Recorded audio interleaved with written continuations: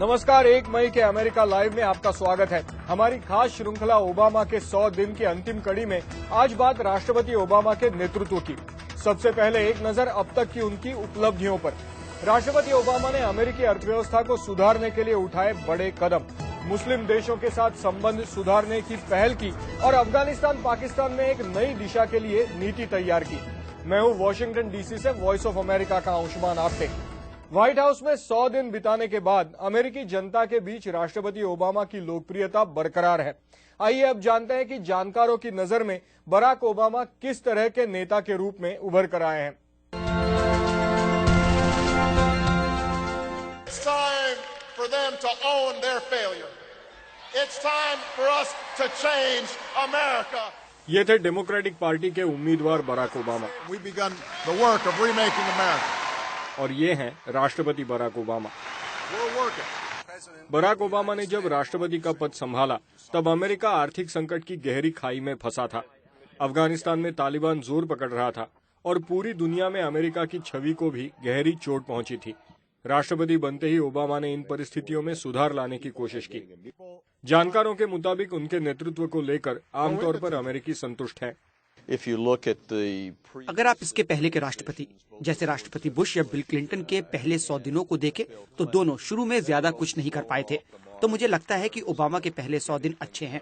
कुछ समस्याएं जरूर हैं, लेकिन आर्थिक हालात के मामले में जो सबसे बड़ा मुद्दा है, लोगों को विश्वास है कि हम सही दिशा में जा रहे हैं। राष्ट्रपति ओबामा बदलाव से डरते नहीं हैं। उन्होंने वॉशिंगटन की नीतियों और तरीकों में काफी बदलाव किए हैं। इनमें से कुछ अच्छे हैं।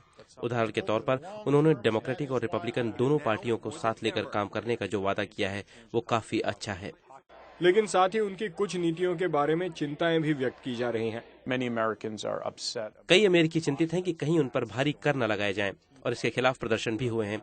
और कईयों को चिंता ये है कि अगर ओबामा अमेरिका की विदेश नीति में हद से ज्यादा परिवर्तन लाते हैं तो इससे दुनिया में अमेरिका के प्रभाव पर बुरा असर पड़ सकता है।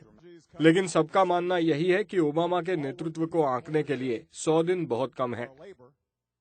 राष्ट्रपति ओबामा के नेतृत्व के बारे में आइए बात करते हैं प्रोफेसर सोनल देसाई से, जो मेरीलैंड यूनिवर्सिटी में प्रोफेसर है और राष्ट्रपति ओबामा के राजनीतिक जीवन का उन्होंने अध्ययन भी किया है।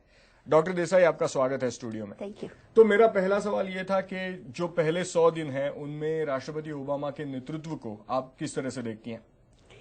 उनको उनके सामने जब से शुरू हुआ उसी वक्त से बहुत सारी चुनौतियां आई थी और वो चुनौतियों को उन्होंने बहुत अच्छी तरह से हैंडल किया है। शुरू में ऐसा लग रहा था कि थोड़ा धीरे से चल रहा है। शुरू में जो अपॉइंटमेंट करनी थी उनमें कुछ प्रॉब्लम भी हो गए थे। कुछ लोगों को उन्होंने अपॉइंट करने की ट्राई की और उनका कुछ टैक्स का प्रॉब्लम था और वो अपॉइंटमेंट हो नहीं पाई। इसलिए पहले लग रहा था कि कुछ फंबलिंग हो रहा है, लेकिन अभी तो लग रहा है कि एकदम चालू अच्छी तरह से हो गया है, एकदम स्मूथली चल रहा है और उन्होंने बहुत सारी डिफिकल्ट समस्याओं को टैकल करने की ट्राई कर रहे हैं और सबको एक साथ टैकल करने की ट्राई कर रहे हैं। उसके लिए हमें बहुत उनका एडमिरेशन होना चाहिए। आपने चुनौतियों की बात की, तो अगर आप बता सके एकदम कम शब्दों में कि क्या हैं वो चुनौतियां, सबसे ज्यादा चुनौती कौन सी बड़ी है आप मानती हैं? सबसे ज्यादा तो उनको आर्थिक समस्याओं की चुनौती है ही। बहुत सारे आजकल अनएम्प्लॉयमेंट रेट बढ़ गए हैं। 8.5% लोग अभी कुछ काम नहीं कर रहे हैं। उनके लिए जो प्रॉब्लम्स होते हैं उस सबसे ज़्यादा चुनौतियां है। स्टॉक मार्केट की प्राइसेस डाउन हो जाती रही है, बैंकिंग सिस्टम में कुछ प्रॉब्लम्स है।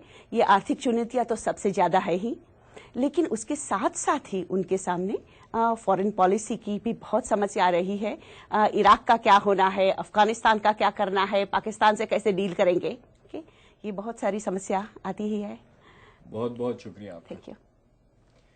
सोनल देसाई से मेरी पूरी बातचीत और ये पूरा कार्यक्रम आप हमारी वेबसाइट पर देख सकते हैं। पता है www.voasamachaar.com। राष्ट्रपति ओबामा के कार्यकाल के पहले 100 दिनों पर 5 मई को वॉइस ऑफ अमेरिका एक खास कार्यक्रम आयोजित कर रहा है, ओबामा और दुनिया 100 दिन। इसमें इंटरनेट के जरिए आप भी हिस्सा ले सकते हैं। हमारी वेबसाइट www.voanews.com पर जाकर अपने विचार और सवाल लिखिए और 5 मई को कार्यक्रम में शामिल हो जाइए। लेकिन अभी बस इतना ही। नमस्कार।